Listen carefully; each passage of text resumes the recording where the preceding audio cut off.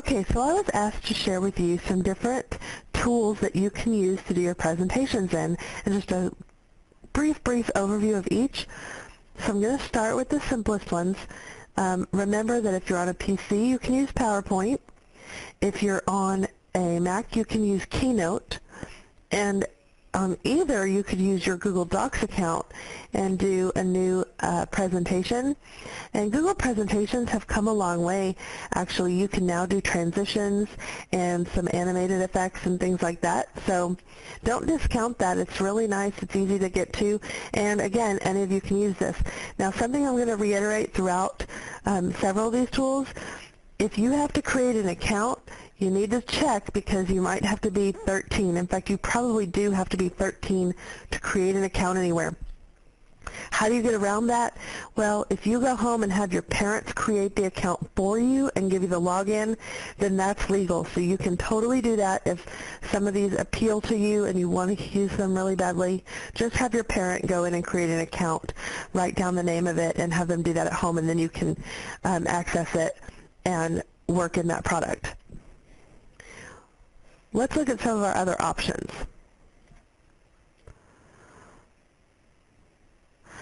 Okay, Powtoon is a way to create presentations that are very visual. These are going to be very limited in the amount of text that you can include, but they do have lots of interesting pictures and a lot of effects of hands moving things around on the screen you can kind of see in this preview. And you can go to this site and play this if you want to see what one looks like. To start making one, you're going to make sure that you click here where it says teachers and students. Click here. You're going to go to students and then sign up for your free trial to make this, and then you can actually sign in using your Google account. If you were already signed in with your school Google account when you hit this button, then it will just log you in. It will send you a confirmation email, but you don't have to confirm that if you don't want to. So that's Powtoon. It's a really interesting and different solution to what you're trying to do. With Nearpod, you can create some interactive presentations on the iPad, but you do have to create your initial account on the iPad, and then you have to work on the computer to make the presentation itself. And then if you're presenting your material like this, your students will also have to have iPads in order for that to work. So it's a really cool way to present something, and it does allow you to have some interactive features, like you can give quizzes and ask opinions and have people draw stuff. But it does require the iPad, so keep that in mind. All right, SlideRocket. Instead of going directly to sliderocket.com, what you want to do is go into your Google account, your Frisco ISD Google account, and log in, and then up at the top where it says More, click the drop down and go to SlideRocket that way, and that way you already will pretty much have an account. You may get a confirmation about your age because you do have to be 13 to use SlideRocket.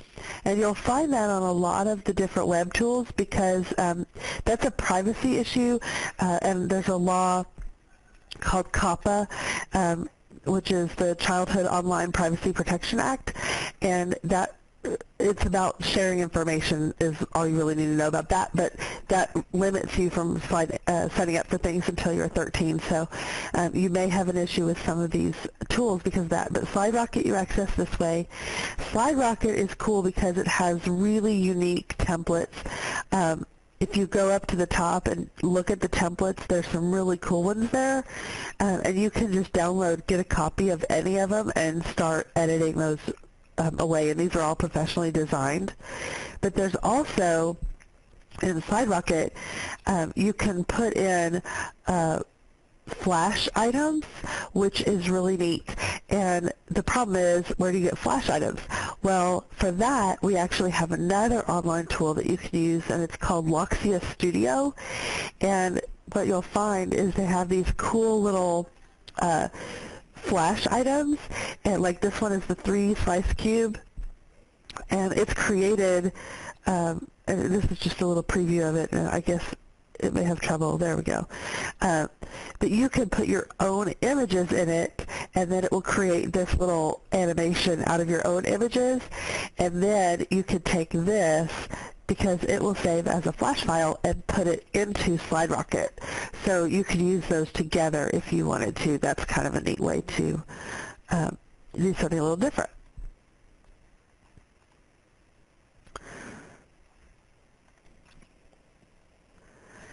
Nineslides.com is a place where you can upload a pre-made set of slides, like from PowerPoint, and then you can upload videos that maybe you took with a webcam, and you can sync those together.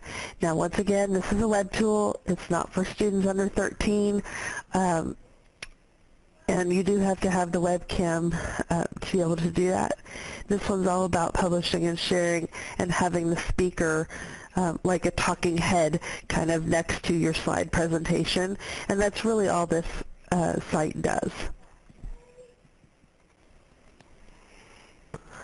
Prezi is a nifty little tool. A lot of students really dig Prezi. You basically start, instead of with a bunch of slides, you start with one giant canvas, and you add your text and all of your information and your pictures and whatever, and then you tell Prezi how you want it to go through your presentation so that you can advance through it, kind of like this. And you can see it's just sort of zooming in on different areas.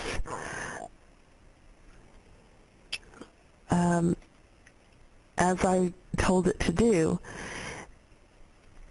And there's a picture of the larger canvas, and I can see all the different pictures that I added in. So this is kind of a nifty little tool, and something, again, just a little bit different, a different way to present. Have to be 13 for this one also. Animoto is a video creator, actually. So you might want to use this maybe within another presentation. It's really good at taking short video clips and still photos and throwing them together to make a very quick little video. And it has cool transitions that it does automatically for you. It does have music that you can choose from to throw in the background. What it doesn't really do is give you an option to put lots of text on it, which means that if you have lots of information to share and you're just making an Animoto video, what you generally have to do is you'll have to do a voiceover. So you'll have to actually record the sound file first and upload that as the background to your video, which can be a challenge because the length of the voice recording has to match then the length of the video, and it may cut off the beginning and the end. We've had that happen, so this is kind of a challenge to use with the voice, but you could use this and put it like in a website as part of a presentation if you wanted to. Another option for doing a presentation online is to use a website. Now, here you see a Google site that Ms. Johnson and I used to present some things at a conference last week. And what we did was basically instead of having slides, we had different pages on our website. And we'll show you a picture of Ms. Johnson and I as superheroes. So the only problem here is that you might have to scroll and that sort of thing. Also, they do have a lot of themes that are made. You can personalize them. I made all of this myself, but that takes a lot more effort to do something like that, so you might not be interested in investing that kind of time. There are lots of videos on YouTube for how to make Google sites if you're interested in learning about that. And any of you can use this, even if you are not quite 13, so that's a good one. Now, if you're interested in the website idea, and you are 13, you could make a Wix, which is a website creator, and this one does some Flash things in it, has some more interesting kind of templates. I know a lot of students really like using Wix. It's not my personal favorite, but it might be a favorite of yours, so you might want to give it a shot. Again, you can use tabs and things so that you can, instead of slides, you would use tabs to make different pages. That one's not going to load for me real quick. Oh, there it is. Okay. And so you can do things like this.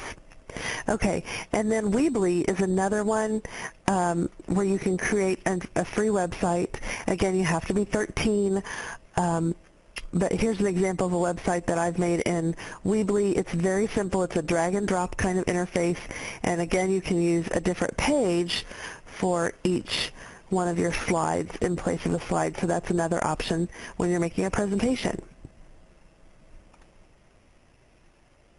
So that's about it for me. I do want you to remember, if you're in Google Docs, I can help you. If your password doesn't work or something like that, ask your teacher to email me. But all these other tools that are out there on the web, I have no control over. So if you do set up an account, or if your parents set up an account, you are completely on your own with that password. So don't forget it. Also, whatever tool you use, make sure you know how you can get to it. Usually they give you an opportunity to get a link, but you're going to be needing to get that link to your teacher, so make sure you know how you're going to share that information with your teacher at some point, because that is an important piece of the puzzle. Good luck, and I hope you have a good time with this assignment.